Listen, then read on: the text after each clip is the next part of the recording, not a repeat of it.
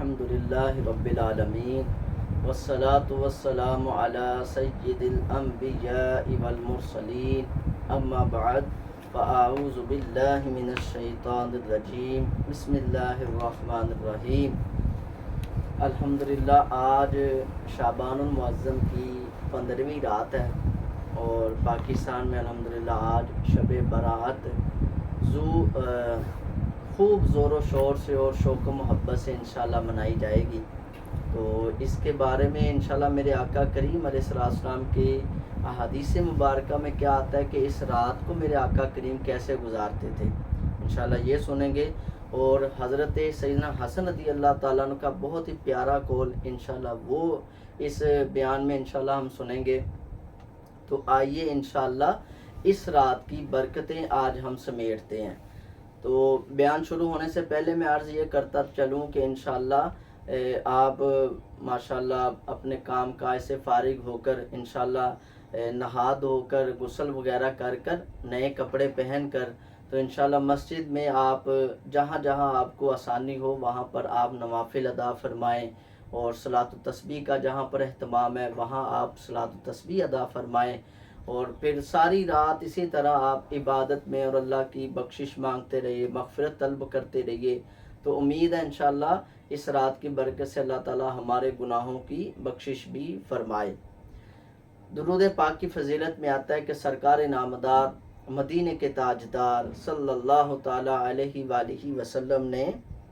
فرمایا کہ جو کوئی شعبان المعظم میں روزانہ 700 بار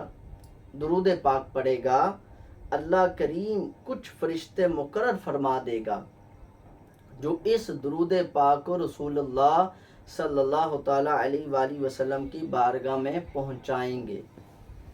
اس سے رسول اللہ صلی اللہ تعالی علیہ وآلہ وسلم کی روح مبارکہ خوش ہوگی، پھر اللہ پاک ان فرشتوں کو حکم دے گا کہ اس درود پڑھنے والے کے لیے قیامت تک دعائے مغفرت کرتے رہو۔ یہ القول البدیع میں یہ واقعہ منقول ہے۔ دنیا و آخرت میں جب میں رہوں سلامت، دنیا و آخرت میں جب میں رہوں سلامت،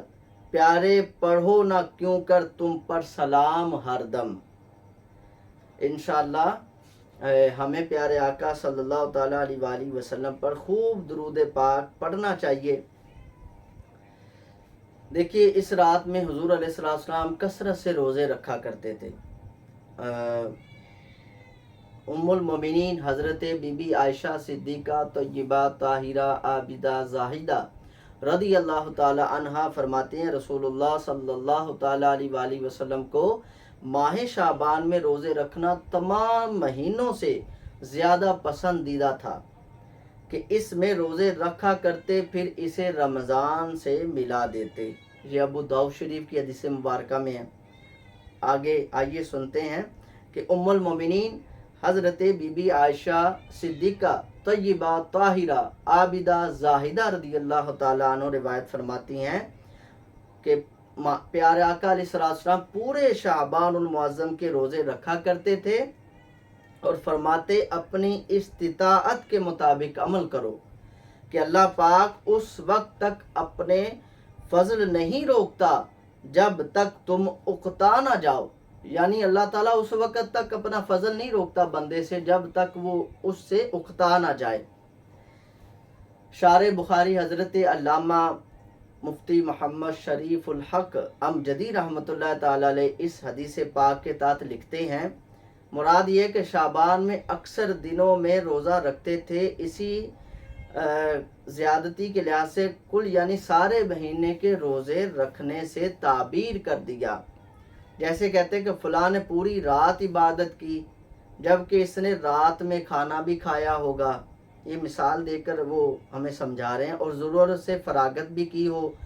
یہاں تغالب اکثر کو کل کہا جاتا ہے۔ فرماتے ہیں اس حدیث سے معلوم ہوا کہ شعبان میں جسے قوت ہو وہ زیادہ سے زیادہ روزہ رکھے، البتہ جو کمزور ہو وہ روزانہ نہ رکھے کیونکہ اس سے رمضان کے روزوں پر اثر پڑے گا۔ دیکھیے کتنا پیارا دین ہے ہمارا۔ اور اگر کوئی پورے شعبان معظم کے روزے رکھے تو اس کو ممانعت بھی نہیں. تو الحمدللہ بہت سارے مسلمان ہیں جو ماہ شعبان کے پورے روزے رکھتے ہیں، اور وہ بھی عاشقان رسول ہیں کہ جو ایک چھوڑ کر ایک روزہ رکھتے ہیں. تو روزے رکھنا بھی بڑی ہی پیارے آقا علیہ السلام کی سنت مبارکہ ہے. آئیے آج شب برات ہے، تو شب برات کے 15 نام ہیں. آئیے انشاءاللہ یہ معلومات بھی آپ تک پیش کرتے ہیں کہ حضرت علامہ علی قاری رحمۃ اللہ تعالی علیہ نقل کرتے ہیں شب برات کے 4 نام ہیں.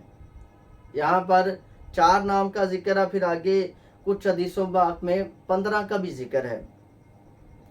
فرماتے ہیں اسے لیلۃ البراءت اور لیلۃ المبارکۃ اور لیلۃ السمک اور لیلۃ الرحمہ. یعنی یہ فرماتے ہیں اسے لیلۃ البراءت اور لیلۃ السمک نجات و دستاویز والی رات اس لیے کہتے ہیں کہ جب تاجر مالک سے اس کا اناج وصول کر لیتا ہے تو اس کے لیے براءت نامہ لکھ دیا جاتا ہے. اسی طرح اللہ پاک اس رات اپنے مومن بندوں کے لیے براءت نامہ لکھ دیتا ہے. تو آج کی بہت بابرکت رات ہے. آج مختلف حدیث مبارکہ کا مفہوم میں آپ کی بارگاہ میں پیش کر رہا ہوں کہ آج ایک حدیث مبارکہ میں کہ ہر روز اللہ تعالیٰ اپنی شان کے مطابق آسمان دنیا پر تجلی فرماتے ہیں، اور ہر روز یہ صدا دی جاتی ہے کہ ہے کوئی مانگنے والا، ہے کوئی مجھ سے بخشش مانگنے والا، ہے کوئی مجھ سے روزی طلب کرنے والا، ہے کوئی مجھ سے مصیبت سے دور رہنے والا. اور اس طرح یہ صبح فجر تک صدائیں بلند ہوتی رہتی ہیں، اور جو خوش نصیب مسلمان اللہ پاک کی بارگاہ میں حاضر ہو جاتے ہیں، وہ اللہ کی بارگاہ میں مانگتے ہیں تو اللہ تعالیٰ انہیں بھی عطا فرماتا ہے. تو آج کی رات بھی خاص طور پر یہ شب برات کی رات ہے، تو آج کی رات بھی اللہ تبارک و تعالیٰ کی خاص رحمت یہاں نزول ہے، اور خوب ہمیں اللہ کی رحمت پکار رہی ہے، اے بندو میری طرف آؤ، اے بندو توبہ کرو، اے بندو بخشش چاہو، جنت مانگو، دوزخ سے پناہ چاہو. اور کتنی مبارک رات ہے کہ یہاں یہ صبح فجر تک یہ صدائیں ملتی رہتی ہیں. تو ہمیں چاہیے آج کے اس دور میں، اب تو پٹاخے عام ہو گئے ہیں، اوریانی عام ہو گئی ہے، فحاشی عام ہو گئی ہے، تو ہمارے اس یوٹیوب چینل کے ذریعے سے انشاءاللہ ہم آپ کو آگاہ کرتے ہیں کہ جو غیر شرعی طریقے ہیں یہ نکال کر انشاءاللہ ہم اللہ کی بارگاہ میں حاضر ہوں. آپ بھی اور میں بھی انشاءاللہ. آج میں آپ کو ایک نسخہ بتاتا ہوں کہ آپ مسجد سے جب عبادات اپنی کر کے فارغ ہوں تو رات کو جو خاص پہر ہے، جو خاص حصہ ہے رات کا تہجد کا، وہ آپ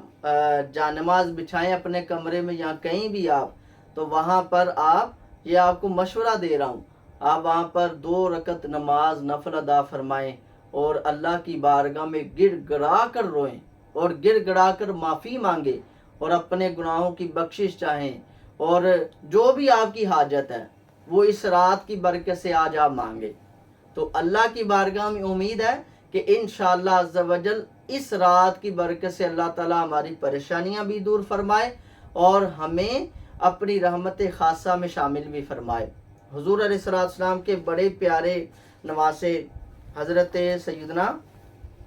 امام حسن مجتبیٰ رضی اللہ تعالیٰ عنہ، یہ سنیے کہ یہ رات کس طرح گزارتے تھے. اے امام حسن کے ماننے والوں، اے امام حسین کے ماننے والوں، اے میرے آقا کریم کے ہر صحابی کو ماننے والوں، آئیے پیارے آقا علیہ السلام کے پیارے صحابی بھی ہیں اور نواسے رسول بھی ہیں، آئیے ان کی زندگی کے مبارک پڑھتے ہیں کہ یہ اس رات کو کیسے گزارتے تھے. فرماتے ہیں حضرت حسن مجتبیٰ رضی اللہ تعالیٰ عنہ شب براءت کے 3 حصے آپ فرماتے تھے. آپ جب یہ رات آتی تو آپ امام حسن رضی اللہ تعالیٰ عنہ شب براءت کے 3 حصے فرماتے. 1/3 حصے میں اللہ پاک کے اس فرمان یعنی آپ قرآن کی خوب تلاوت فرماتے، عمل کرتے اور اپنے نانا جان صلی اللہ تعالیٰ علیہ وآلہ وسلم پر درود پاک پڑھتے، یہ 2/3 سے، اور 1/3 حصہ میں توبہ و استغفار کرتے،